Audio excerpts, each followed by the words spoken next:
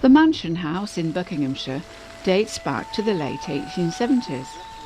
A wealthy stockbroker, Sir Herbert Lyon, lived there with his family from 1883 until 1938, when the government bought the house and surrounding gardens. It was very conveniently situated, being roughly equidistant from London, Oxford and Cambridge. At first used only as a headquarters for the intelligence service, in 1941 an expansion programme saw many single-storey buildings erected. Like many people born during the war, we rely on news, books, photos and personal anecdotes to give us a knowledge and a feeling for those horrific times. Here, the ballroom of the Mansion House seems to be set up as an exhibition space, with a bar, tables and chairs for a relax and sing-song. Information boards, props and multimedia soon make it clear the setting was used to make a film, which tells the wartime story of Alan Turing, one of the many code breakers who worked here at Bletchley Park.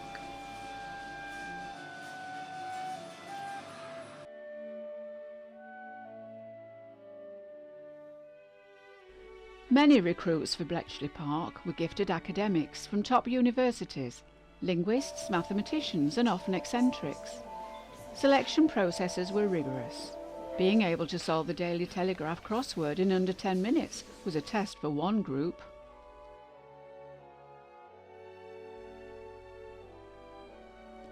Early in the war, a relatively small number of experts were involved, but by 1945, around 10,000 people worked at Bletchley Park, mostly living in outlying villages.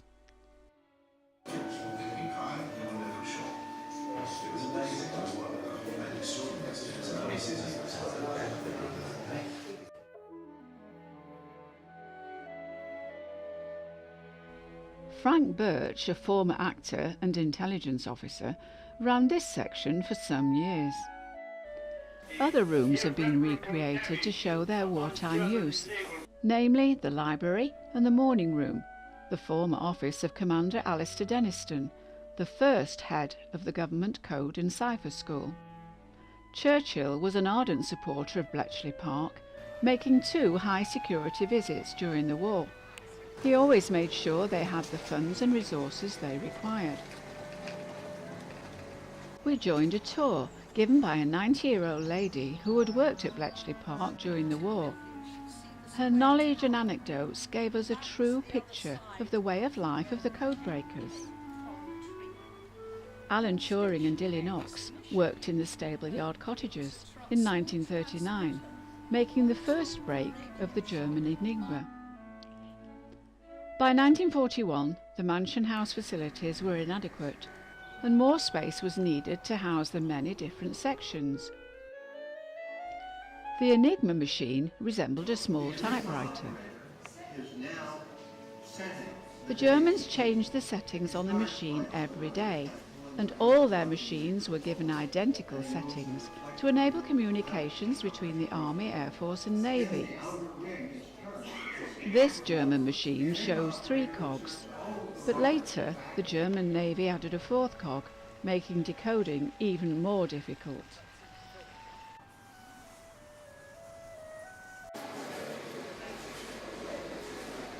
Alan Turing, an exceptional mathematician, was assigned to the Enigma research section and became head of the team involved in deciphering the German naval codes, a very difficult task. The bomb machine was developed by Turing, Gordon Welshman and others to speed up the breaking of Enigma. A remarkable machine, it was a high-speed letter sorter, looking for patterns in coded messages. When it found a match, it stopped. It was 1,000 times faster than the human brain, but a great deal of deduction was still required, however, to break into the Enigma settings. As more bombs were needed, Hut 11 was built to house the machines, and Wrens were trained to operate them. Hot and noisy, they nicknamed the hut the Hellhole. The enemy was sometimes careless by being predictable with their opening phrases. He signs off Heil Hitler, and that's quite helpful. If they start off with a message topic, and there were weather stations which would send weather forecasts, and they would very often start the message saying weather forecast for tomorrow, German better Vorhersage, and that would be another helpful clue. There was a lookout post in North Africa which never saw anything, and very helpfully they would radio back every day. Keine besonderen Ereignisse, no special events, nothing happened today. And again, that was a very useful crib or clue. Prior knowledge of the enemy's positions was often vital for our planning.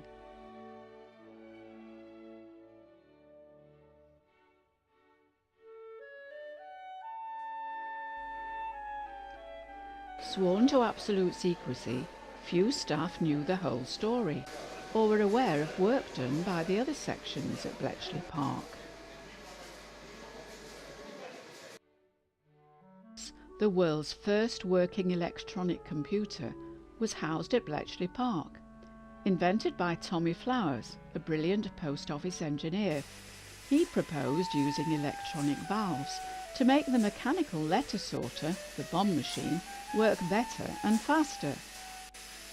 Turing's original ideas have been instrumental in the development of the computer as we know it today.